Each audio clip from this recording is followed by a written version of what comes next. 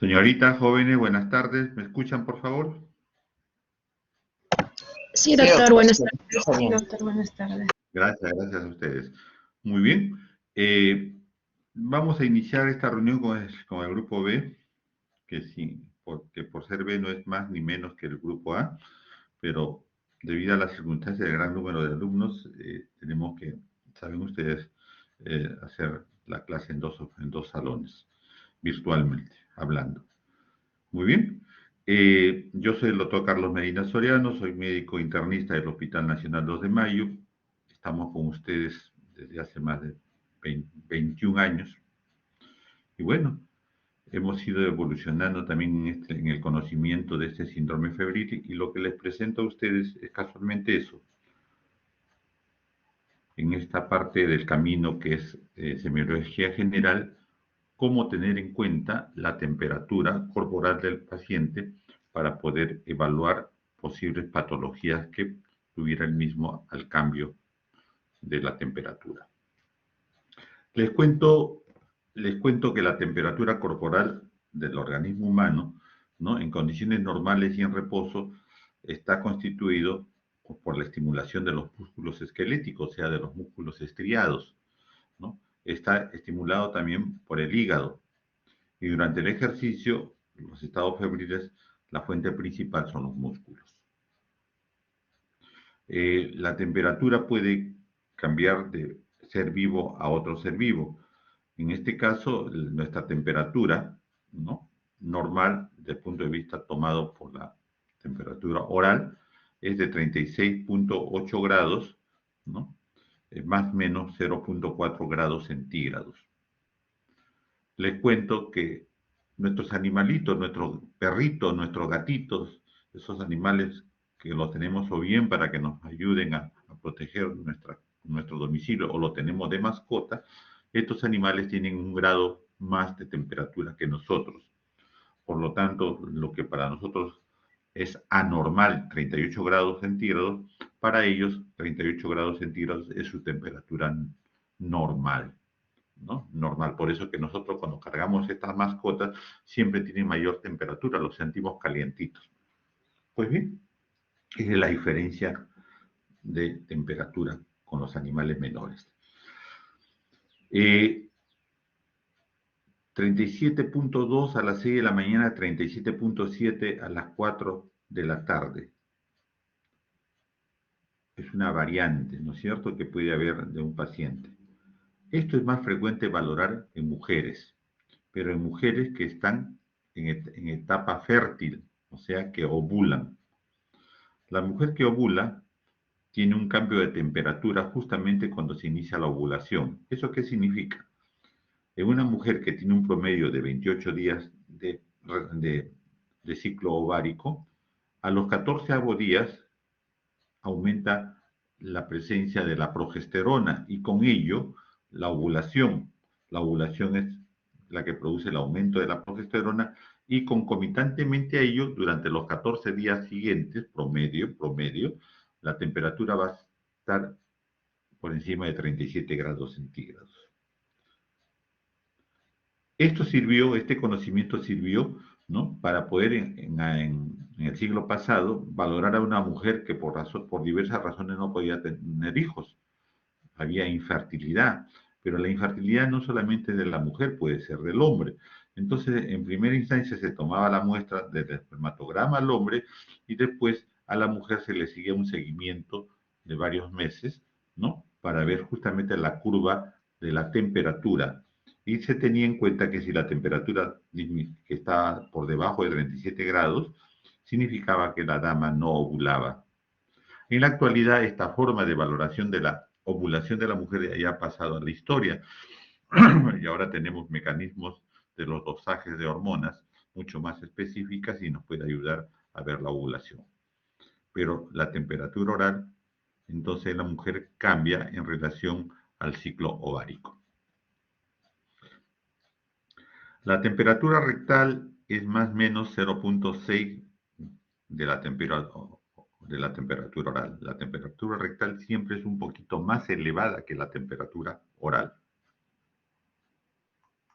Y esto lo decimos por el hecho que a los niños pequeños, a los lactantes, hasta hace poco, porque ahora ya existen los termómetros digitales, pero mucho antes se tenía que tomar el termómetro de mercurio, el cual tenía una bolita para introducirlo en el esfínter anal externo y tomar la temperatura de estos niños. Entonces la temperatura rectal teníamos que saber que era un poquito más elevada, 0.4 grados, más que la temperatura oral. Pues bien, desde el punto de vista fisiológico, la temperatura del ser humano es una temperatura constante.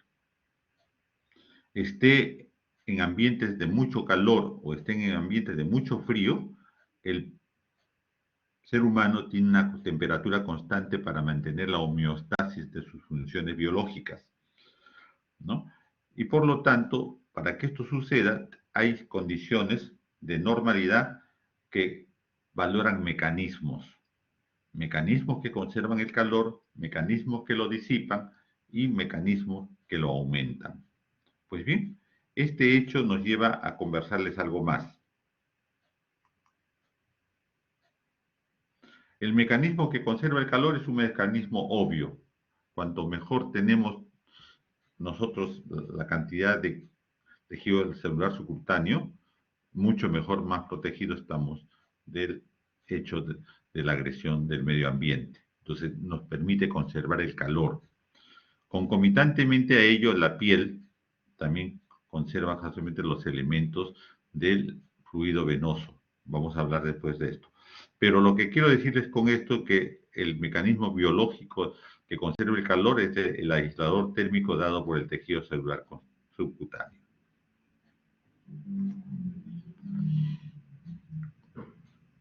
También el mecanismo de conservar el calor, les decía inicialmente que está dado por la sangre, pero la sangre no de las venas y de las arterias internas, sino las que llegan justamente al plexo venoso, ¿no? Que se encuentra en la región papilar de la piel. Entonces, la sangre que llega al plexo venoso, que está en la región papilar de la piel, también nos permite conservar el calor, conjuntamente con la piel propiamente dicha y el tejido celular subcutáneo. Vuelta cuando estamos en temperaturas altas, temperaturas de ambiente altas como son el verano, el mecanismo se invierte. Existe una sudación, ¿no? Que está dado en relación a las glándulas sudorípadas en su porción encrina, ¿no? Existe una secreción, ¿no? Que permite la sudación. Esto está en relación directa con las fibras nerviosas simpáticas colinérgicas. Otro elemento que nos disipa el calor es el aumentar la frecuencia respiratoria. Esto lo hacemos por estimulación protuberancial. Entonces también comenzamos a jadear y con ello nosotros disipamos el calor. La otra valoración es la vasodilatación periférica, ¿no? Una forma también de disipar calor. Esto está asociado al hipotálamo posterior, ¿no? En contra de lo que esta hace, que es la vasoconstricción, que vamos a ver que después su elemento. Lo importante es que se produce una termogénesis química que permite tratar de nivelar la temperatura de nuestro cuerpo cuando estamos en temperaturas altas, como son el verano, por decir.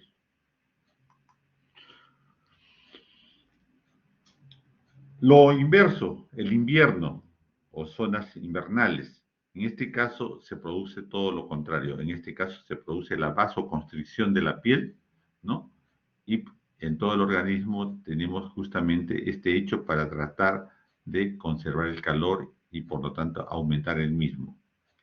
Otra forma es la piloerección. Nuestros vellos se ponen de punta, el frío, ¿no? Y por lo tanto ayuda a conservar el calor. El estremecimiento, los escalofríos que tenemos cuando hace mucho frío es una forma, es una respuesta justamente porque existe la excitación simpática que ya les dije que produce calor. Otro elemento que pudiéramos utilizar en ese momento es la estimulación de la glándula tiroides a que segregue la tiroxina. La tiroxina, que es el que aumenta el metabolismo basal y por lo tanto produce energía, ¿no? Puede ser una forma en la cual se aumenta el calor para compensar y nivelar la temperatura constante que nosotros necesitamos.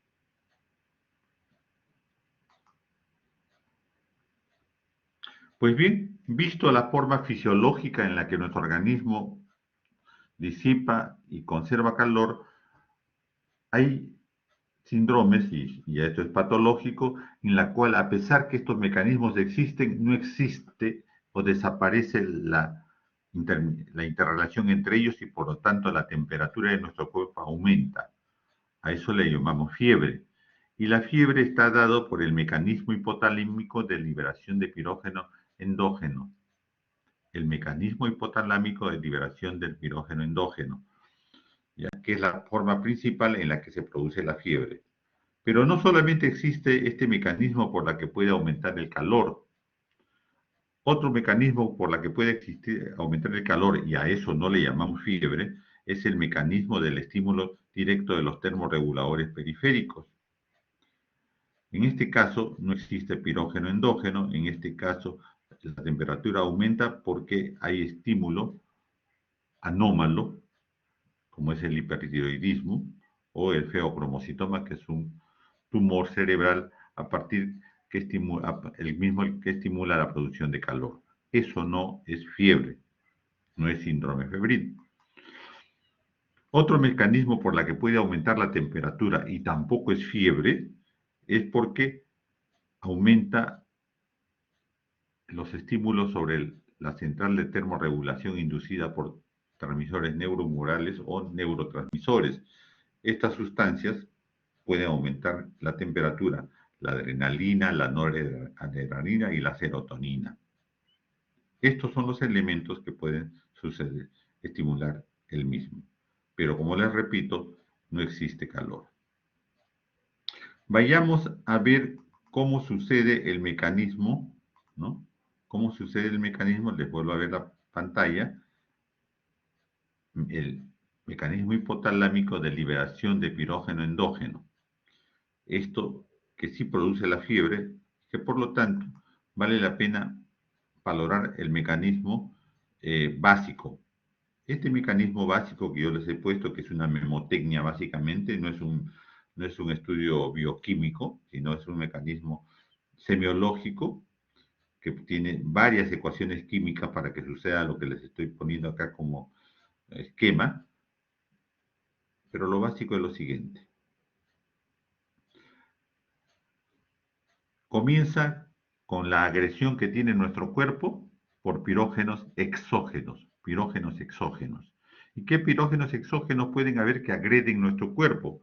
Los agentes infecciosos, por diferentes motivos, las enfermedades producidas por bacterias, virus, parásitos, micosis, pueden producir justamente pirógeno exógeno que nos agrede, por toxinas, pirógeno exógeno, o por mediadores de la inflamación, un traumatismo, un golpe, una contusión, una agresión violenta a nuestro cuerpo, también funciona como si fuera pirógeno exógeno. Pues bien, estos elementos producen la estimulación de elementos celulares como son los monocitos, los macrófagos, las células endoteliales y otras más, ¿no? Las mismas que liberan linfocinas.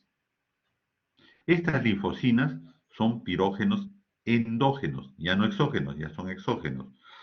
¿Qué citocinas pirógenas endógenas se producen y se liberan a partir de estas células que estoy conversándoles? Se produce fundamentalmente para el aumento de la temperatura, la interleucina 1-alfa, 1-beta, el factor de necrosis tumoral alfa, beta, la interleucina 6, ¿no? Y el interferón, ¿no? Alfa. Estas citocinas pirógenas, estos pirógenos endógenos, producidas por estas células que han sido agredidas por los pirógenos exógenos, viajan por vía vascular. viajan por vía vascular y llegan hasta el hipotálamo. El hipotálamo en la región anterior, fundamentalmente, principalmente en la lámina terminal vascular orgánica. Ahí, estos pirógenos endógenos que han viajado por vía vascular estimulan a esta región y la misma aumenta la producción de prostaglandina E2. Prostaglandina E2. Esta prostaglandina E2 y otras viajan por vía vascular nuevamente y llegan hasta el centro de producción de aumento del punto de ajuste regulador, de termorregulador, los mismos que, por lo tanto, aumentan la conservación de calor, ¿no? Y producen calor. Estos hechos finalmente son percibidos por nuestro cuerpo como fiebre, Pues bien, esta es la forma memotécnica en la cual se produce la fiebre. Lo que siempre les digo es que la abuelita, la familia, la enfermera actúa disminuyendo la fiebre con antipiréticos, con AINES. Estos AINES actúan por vía sanguínea y actúan disminuyendo transitoriamente la producción de prostaglandina E2. Desaparece el efecto farmacológico y la fiebre nuevamente aumenta por ese hecho. Entonces el médico debe actuar en la primera parte, en los pirógenos exógenos, evitando que siga agrediéndose al cuerpo o desapareciendo los mismos. El médico trabaja en los agentes infecciosos, en las toxinas y en los mecanismos de inflamación. Acá, adelante. Entonces, esos son los mecanismos que debemos reconocer. Les decía que había otras formas, ¿no?, de alza térmica que no tiene que ver con la fiebre, y a eso le llamamos distermia. La que no tiene que ver con la fiebre, pero que aumenta la temperatura del organismo, se llama distermia. En este caso, la temperatura que aumenta no es parte del síndrome febril. La característica es que producen febrículas por debajo de 38 grados centígrados. Puede ser constante independientemente de cualquier mecanismo. Puede suceder por trastornos no infecciosos como son la motivación nerviosa, ¿no?, un estado de nerviosismo severo, el tomar fármacos que aumentan la oxidación de las hormonas, como son las tiroides, o por signos biológicos que no necesariamente son infección, por lo tanto no va a existir en este proceso de distermia, no va a existir leucocitosis, no va a existir eritrosedimentación elevada.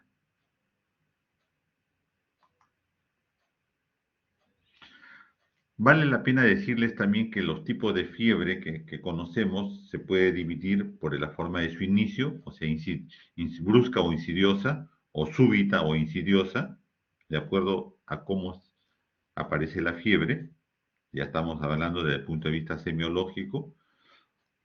Por el grado de intensidad de la temperatura elevada, también podemos definir como febrícula cuando es menor de 38 grados, ligera 38,5, moderada 39,5, intensa 40,5. Más de 45 puntos, de 40,5, ¿no?, le llamamos elevada, pero estas ya están relacionadas con problemas ya muy severos y generalmente están relacionándose con problemas de daño cerebral. Ahora bien, según la duración de la fiebre puede ser aislada o de corta duración, o puede ser prolongada. Las prolongadas están en relación al número de días que se mantiene la fiebre, ¿no? Y en la mayoría de los casos, esto ha ayudado a que se pueda valorar la curva febril. Pacientes que tienen más de 10 días con proceso de enfermedad acompañado de fiebre, permiten al investigador, al médico, ¿no?, poder valorar la curva febril, o sea, cómo ha evolucionado la fiebre. Esto me refiero a la duración prolongada, que es lo que vamos a revisar en este momento. Previamente les debo decir que cuando el paciente llega a 41 grados centígrados, en la gran mayoría de los casos ya hay daño cerebral, muerte de neuronas. Y generalmente esto puede suceder porque el paciente no magnifica su valoración de fiebre o porque es un niño. Los niños sencillamente, los niños pequeños, los lactantes, las de primera infancia, no saben valorar su propia temperatura y solamente se quedan ahí y por lo tanto son los padres los que valoran la temperatura, los llevan al hospital, a la emergencia del hospital, y la enfermera ya sabe que esa temperatura alta puede producir daño cerebral y por lo tanto no utiliza medicamentos para bajarle la fiebre, sino se baja por medios físicos, un baño con agua tibia, no tampoco no es helada ni fría por si acaso, el niño es bañado tratando de disminuir la fiebre corporal. En todo caso, si la temperatura de la fiebre pasa por encima de los 42 grados centígrados, daño cerebral y 43 grados el paciente entra en coma y fallece. No soporta nuestro organismo más de 41 grados centígrados. Y si hablamos de síndrome febril, hablaremos de síntomas y signos. Ya saben que la temperatura, la fiebre, es un síntoma y es un signo a la vez. Es un síntoma porque lo siento que tengo fiebre. Y si siento fiebre, está acompañado de escalofríos, está acompañado de cefalea, de mal estado general, de astenia, de sed, de anorexia y de polimialgias. Todo esto, síntomas. En los signos, la temperatura febril se puede valorar cuantitativamente en grados centígrados, pero los signos que acompañan y que el médico observa son fasias febriles, taquicardia, aumento de la frecuencia cardíaca, aumento de la frecuencia respiratoria, o sea, polipnia, piel caliente, mucosas secas, sudoración y compensatoriamente oliguria. Entonces miren los síntomas y signos del síndrome febril. Por la curva febril que les he contado en la fiebre prolongada y que el médico puede hacer un seguimiento, existen varios tipos de fiebre. Acá les he puesto continua, remitente, intermitente, recurrente, ondulante, irregular, éctica, en dromedario. Vamos a valorar rápidamente, gráficamente, cómo se puede observar la temperatura.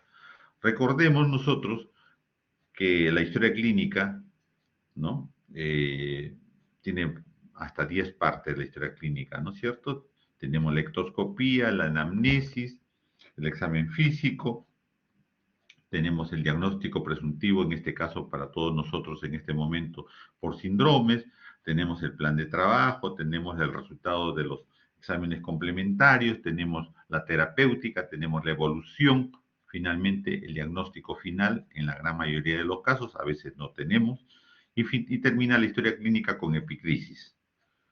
A los alumnos de práctica les digo que en una historia clínica hay que considerar también 11º lugar, ¿no? El reporte de enfermería.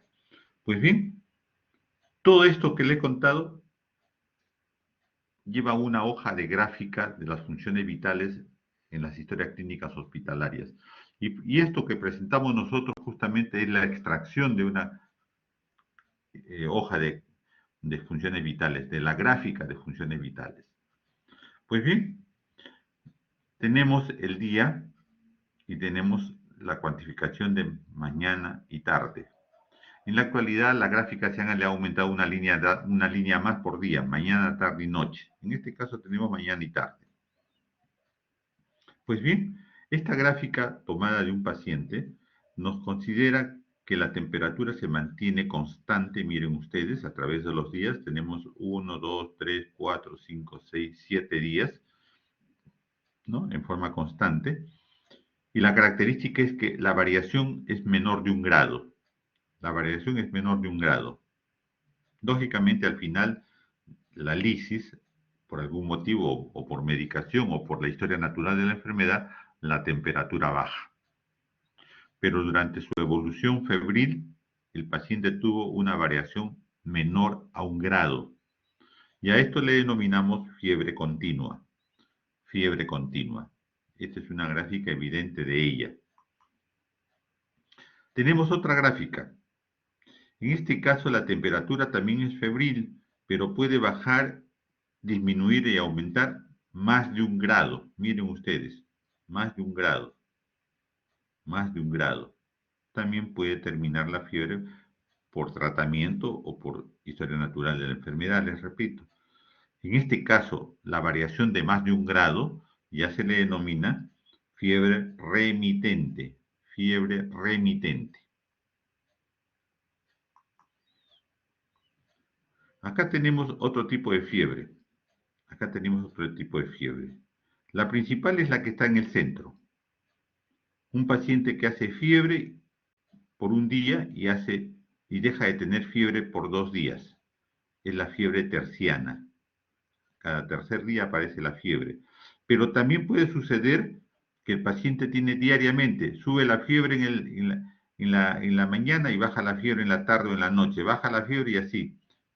Y a esta se le denomina cotidiana. Pero puede haber otra más opuesta.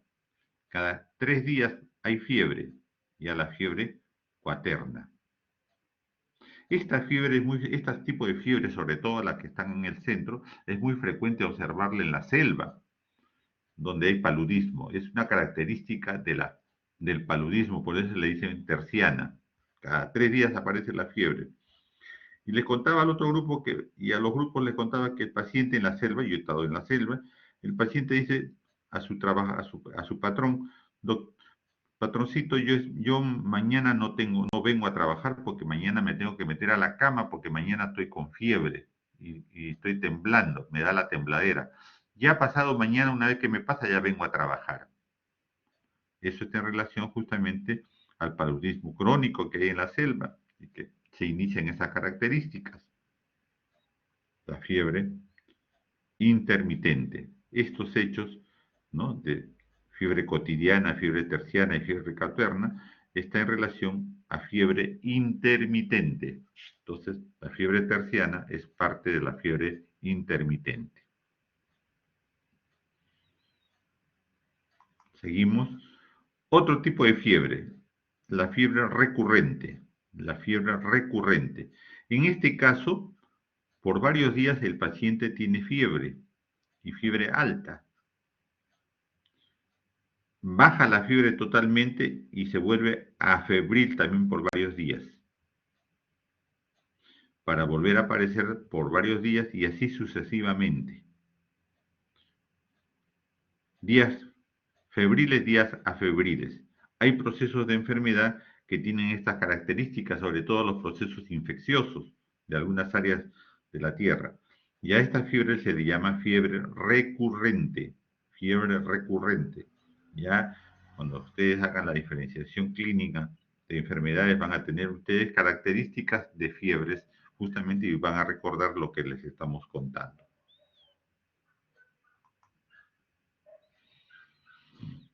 Otra fiebre que es muy característica es la fiebre ondulante. Miren ustedes, el paciente está con fiebre día a día, día a día va disminuyendo progresivamente, va bajando progresivamente hasta producirse un poco o cortos días sin fiebre. Y nuevamente, en forma progresiva, va aumentando la fiebre, día a día, hasta llegar a un acme, su punto alto, y también comienza a disminuir. Y así sucesivamente, es como una ola, fiebre ondulante. Esta fiebre ondulante es muy característico de la brucelosis, la brucela melitensis, que se encuentra en la leche, que se encuentra en elementos lácteos, sobre todo en zonas ganaderas, y que infecta a las personas con fiebre ondulante y que desaparece y se vuelve crónica y el paciente o la paciente solamente siente dolor lumbar. El paciente no viene por la fiebre porque supuestamente ya pasó y viene porque produce dolores intensos a nivel lumbar, limitación funcional a nivel lumbar. pero la historia clínica es de pacientes que han tenido fiebres con estas características ondulantes. Entonces, fiebre ondulante. Otra característica de una fiebre es la fiebre éctica. Pacientes que en la mañana estaban sin fiebre y en la tarde, cuando no está el médico, la enfermera constata alza térmica. Y alza térmicas que se van haciendo más altas todavía, pero la característica en la mañana estaban sin fiebre o con fiebre muy baja. Entonces son tipo aguja, miren ustedes. Esta fiebre es una fiebre que llama la atención y pone en evidencia una enfermedad severa, una enfermedad grave. Y eso nos llama la atención porque tenemos que buscar la causa de estas temperaturas tan altas, tipo agujas, fiebre éctica. En el pasado, esta fiebre era una característica de la tuberculosis pulmonar cavitaria. Y actualmente en el Perú ya no existe esa fiebre cavitaria, esa tuberculosis cavitaria. Hay tuberculosis, sí, hay bastante tuberculosis, pero ya no se llega a esos extremos de tipo cavitario, con soplo cavitario que van a escuchar más adelante. Ya no hay, muy escasos si es que lo hay. Generalmente es de países menos desarrollados que los nuestros, en la África subsahariana, en África, en esos países sí, estas fiebres son muy frecuentes y los mata, y los mata. Pero en nosotros, esta fiebre éctica se deben a otro tipo de problemas de bacterias diferentes, ¿no? Que hay que estudiar en nuestros pacientes. Después tenemos finalmente una fiebre que fue endémica en el siglo pasado, en la década del 70, 80. Yo todavía conocí esas enfermedades, la fiebre tifoidea. Y la fiebre tifoidea, como su nombre lo dice, era una fiebre que aparecía justamente, progresivamente, conjuntamente con la enfermedad. Día a día, semana a semana, iba aumentando. Más o menos entre la tercera semana llegaba a su punto más alto y comenzaba a bajar lentamente, lentamente. Esta fiebre en dromedario, ¿no? Es la fiebre tifoidea, característica. Todavía hay, en forma aislada, pero lo hay. Por eso es importante. ¿Qué característica tiene esta fiebre tifoidea? Mientras las demás que les he mostrado, la taquicardia es parte del proceso. En esta fiebre tifoidea, la taquicardia no existe y a eso le llamamos disociación pulso-temperatura. El pulso es normal y la temperatura es alta. Ah, caramba, esta es fiebre tifoidea. Y lógicamente asociado al cuadro clínico que acompaña a la misma. Pero desde el punto de vista de la fiebre, es una fiebre justamente que no se acompaña con el aumento de la frecuencia cardíaca. Fiebre tifoidea. Pues bien, estas son las principales curvas febriles que nosotros tenemos que tener y estar alertas porque nos sirve para poder hacer muchas veces diagnósticos de posibles enfermedades. Acá está la forma descriptiva, la fiebre continua, la fiebre remitente, la fiebre intermitente, la fiebre irregular, la fiebre éctica, la fiebre en dromedario, la fiebre invertida. Acá, la fiebre en niños. Los polos de la vida, la niñez, el infante, niños pequeños, menores de 5 años, o el otro polo de la vida, los adultos mayores de la cuarta edad, tienen características diferentes en lo que refiere a la fiebre que les he contado. Por decir, los niños, es muy frecuente que procesos infecciosos rápidamente acompañen de fiebre al niño. Puede ser una tonsilitis, puede ser una bronquitis, y en forma aislada y sin síntomas específicos que no llama la atención. Lo único que hay es fiebre, y la fiebre se inicia súbitamente.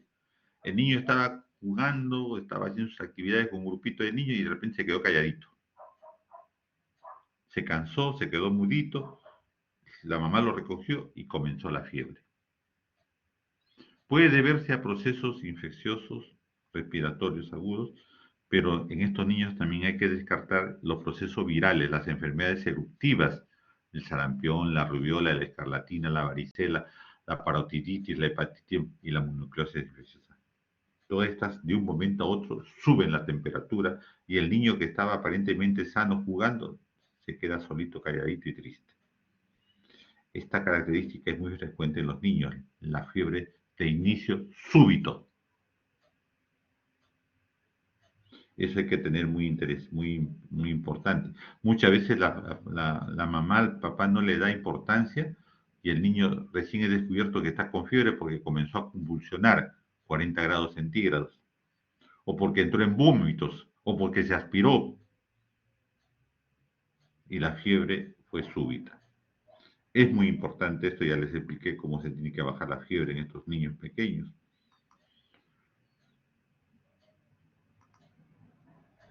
El otro es el otro polo de la vida. La persona de la cuarta década de la vida, generalmente por encima de los 75 años, es un paciente en el cual la fiebre se puede deber a diferentes focos infecciosos. Un paciente de edad avanzada que puede tener hipertensión, que puede tener diabetes, que puede tener otros elementos crónicos de enfermedad, de repente de un momento a otro hace fiebre. Y en este caso hay que valorar foco respiratorio, foco cardiovascular, foco digestivo y el foco urinario y la piel. Y la piel. En buena hora que se presentó la fiebre, como único elemento, no hay otro también. Pero en otros casos, el paciente puede estar gravemente enfermo, y la fiebre no acompaña a esa gravedad. La respuesta en el año con problemas de enfermedad crítica no necesariamente va acompañado de fiebre. Por lo tanto, eso el médico tiene que estar avisado. No puede decir, no, su paciente no tiene fiebre, está estable, está bien. No, puede estar gravemente enfermo y la fiebre no es parte del cortejo de enfermedad. Eso el médico tiene que valorar. Por eso los dos polos de la vida, el lactante, el niño, el infante o la persona adulta mayor, hay que tener mucho cuidado con la alza térmica, en el sentido de los que ya hemos conversado. Pues bien, la fiebre puede ser beneficiosa, dicen algunos, o puede ser nociva. ¿Por qué beneficiosa? Nos preguntamos. Pues la fiebre es una respuesta porque activa la parte inmunológica, el estímulo inmunológico. Activa la respuesta inflamatoria, o sea, defiende al organismo de noxas que pudieran estar ahí. ¿Por qué? Porque hay fagocitosis y hay una lucha bactericida con los polimorfos nucleares. La fiebre normalmente inhibe la proliferación de los virus. Los virus son sensibles a la fiebre, entonces autolimita la virosis. Y puede ser nociva, ¿por qué? Porque hay malestar, porque produce pérdida de peso, porque hay trastornos metabólicos, hay deshidratación, hay problemas por la frecuencia respiratoria elevada y todo lo demás concomitantemente, acidosis respiratoria y metabólica. Hay aumento del metabolismo basal. En los ancianos la fiebre puede ser causa de insuficiencia cardíaca y hemos quedado que las convulsiones se pueden dar y finalmente la fiebre produce alteraciones de la conciencia. Fiebre por encima de 39, 40 grados, la temperatura puede ser valorada a través de los trastornos de conciencia. Desde el punto de vista de ser signo objetivo de un proceso de enfermedad, esta nos permite pues valorar la gravedad de la misma y lógicamente nos permite buscar la evolución de la enfermedad. En otros casos, sobre todo cuando trabajamos empíricamente sin tener apoyo del laboratorio, o sea, de elementos asociados de los exámenes complementarios, lo único que tenemos es que dándole en forma empírica el tratamiento, la fiebre baje. Y si la fiebre baja, justamente estamos valorando la eficacia terapéutica que hemos utilizado en el paciente. Entonces la fiebre también es un indicador para valorar la eficacia terapéutica que estamos utilizando, sobre todo en procesos de tratamientos empíricos. En el contexto epidemiológico, la fiebre puede aparecer después de viajes provinciales, de viajes al extranjero. El avión, los viajes en avión, pues atraen procesos de enfermedades rápidamente de un país a otro o de una región a otra, ¿no?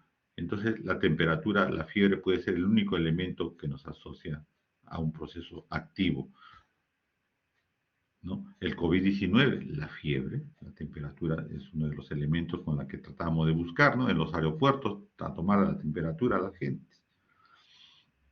El hecho que no haya fiebre nos puede hablar de inmunosupresión con relación a otras pacientes que sí tienen fiebre por el mismo proceso, ¿no?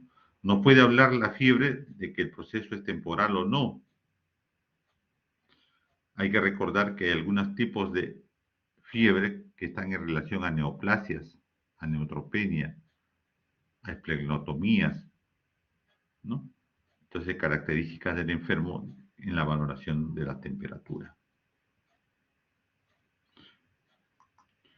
Finalmente, debemos recordar que la fiebre puede seguir siendo, a pesar de todo el avance tecnológico, científico que existe, la fiebre puede ser el único elemento que nos puede ayudar a seguir con éxito un proceso de enfermedad en el diagnóstico y tratamiento. Por lo tanto, la fiebre no puede ser ignorada. La fiebre tiene que ser magnificada y recordada en todo proceso de enfermedad que nosotros tenemos que valorar. Pues bien, es lo que les quería decir a ustedes en relación a la fiebre y que puedan siempre recordar que va asociada a cualquier proceso mórbido que ustedes pueden tener en el futuro como estudiantes. Ok, si hay algún comentario. Sí, Carlos, cuéntanos. Doctor, disculpe, tenía una consulta y era la diferencia entre lo que es la fiebre intermitente y la fiebre éctica, porque hay literaturas, si no me equivoco, que la consideran como, o sea, no las diferencian, ¿no? Así que me gustaría saber más o menos cómo diferenciarlas. Eh, Lógicamente que sí, algunos lo valoran de esa forma, pero la éctica está asociado no solamente a que la fiebre existe como lo tal. La intermitente es una fiebre que la sintomatología es de bajo nivel, esa es la intermitente. La intermitente es una sintomatología asociada de bajo nivel, de baja intensidad. En cambio, la éctica va asociada a procesos mórbidos en el que el paciente tiene una signología de enfermedad severa. Y generalmente cuando hablamos de éctica estamos hablando a un proceso de paciente hospitalizado, en el cual es exactamente valorado, ¿no? Sobre todo, ¿por qué? Porque en la éctica, en la mañana, el paciente puede estar con subfebril o febril bajo o afebril. Y en la tarde, el proceso por estados homeostáticos aumenta la temperatura que pone de vuelta y media al personal de enfermería y llama al médico de guardia, al médico. Generalmente hablando de fiebre éctica estamos hablando de un paciente hospitalizado, que ingresó severamente enfermo. Esa es la idea, la éctica, en la cual el interno, el alumno, le pone rojito para llamar la atención de las agujas que se producen altamente. En todo caso, hay que verlo justamente en el proceso de la práctica hospitalaria. Muy buena tu pregunta. Muchas gracias, doctor. Bien, Doctor, ya, disculpe, gracias. ¿y la fiebre, la hipertermia maligna estaría dentro de esta No, clasificación? no, eso no es fiebre.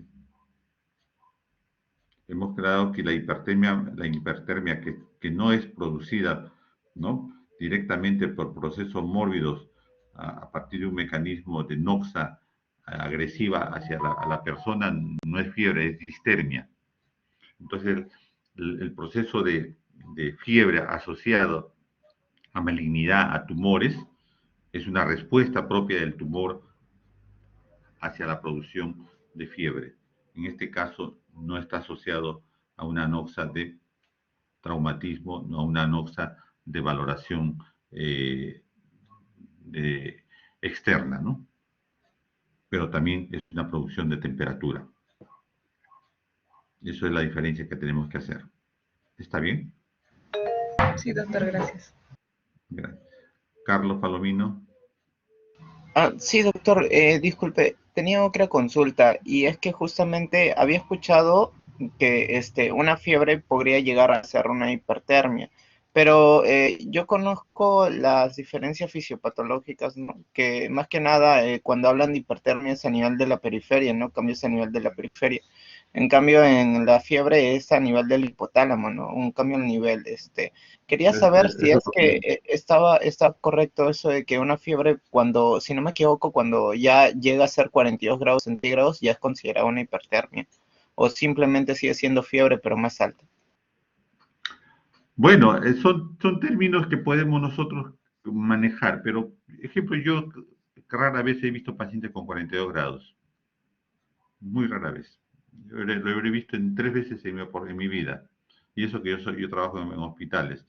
La hipertermia de ese tipo generalmente es un paciente que no ha sido manejado hospitalariamente inicialmente y que llega en esas condiciones y que desgraciadamente ya hay problemas neurológicos severos asociados a esa hipertermia que podríamos en ese momento definir así porque no sabemos si es un problema de noxa o es un problema endógeno propio de otros problemas asociados al mismo, ¿no? Lo que tú me dices justamente, ¿no? En este caso el pirógeno exógeno, que es lo que nos produce la fiebre normalmente, es un pirógeno que tiene que ser valorado, individualizado y reconocido. En cambio, en la hipertermia es un proceso en el cual el paciente ya llegó violentamente y en ese momento lo primero que tenemos que hacer es bajar la temperatura, lógicamente con el riesgo neurológico de pérdidas de la misma y las convulsiones que en ese estado de 42, 3 veces he visto. Una en niño pequeño que desgraciadamente quedó con lesiones severas y después en un paciente con tuberculosis cavitaria severa, ¿no? Mal manejado inicialmente en su pueblo. Pero después yo la verdad, no tengo la experiencia necesaria con haber visto esos tipos de problemas severos, que son muy exagerados, porque acuérdense que por encima de 42, 43 grados ya el paciente está en coma y finalmente muere. A eso vamos. ¿Alguna pregunta más? Doctor, sí, y con respecto a las vacunas, también producen fiebre. En este caso, ¿sí se podría Alza valorar? térmica. Alza Ah, ya. térmica le produce. Alza Ok. térmica como respuesta localizada. Recordemos que la fiebre es ante una noxa externa que ataca al paciente, por favor. Eso. Entonces el otro lo que le pone es distermia, pero usted no le puede estar diciendo a la población, ¿no? De fiebre es una cosa y distermia es otra cosa. ¿No? Le dice que es alza térmica, pues eso es fiebre. Pero generalmente una fiebre de corta duración, que responde rápidamente a los AINES y pasa, ¿no? El efecto. En este caso es una respuesta propia a antígeno anticuerpo producido por la presencia del virus o del elemento viral, ¿no?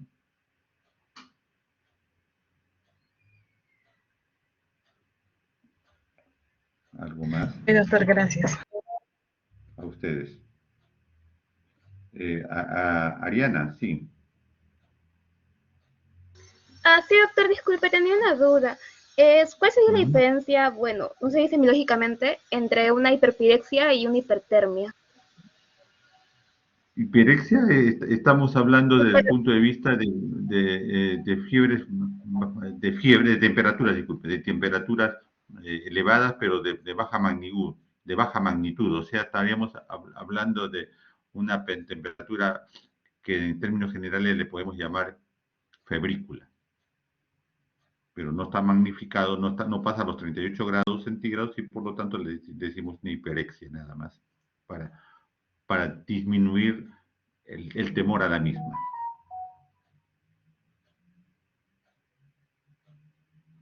No, doctor, me refería al término hiperpirexia, me parece, doctor. No sé si es lo mismo. Hiperexia. Ah, ok. Hiperexia. Uh-huh. Ok. Entonces, ahí quedan las diapositivas para cualquier valoración y en buena hora bienvenida a las preguntas porque sencillamente demuestra que ustedes están revisando previamente y eso es bueno. O recuerdan la fisiología en la cual también hablaron de temperaturas. Ok, chicos. Hasta pronto. Gracias, doctor. Buenas tardes. Buenas Muchas gracias, doctor. Muchas gracias, doctor. A ustedes, gracias.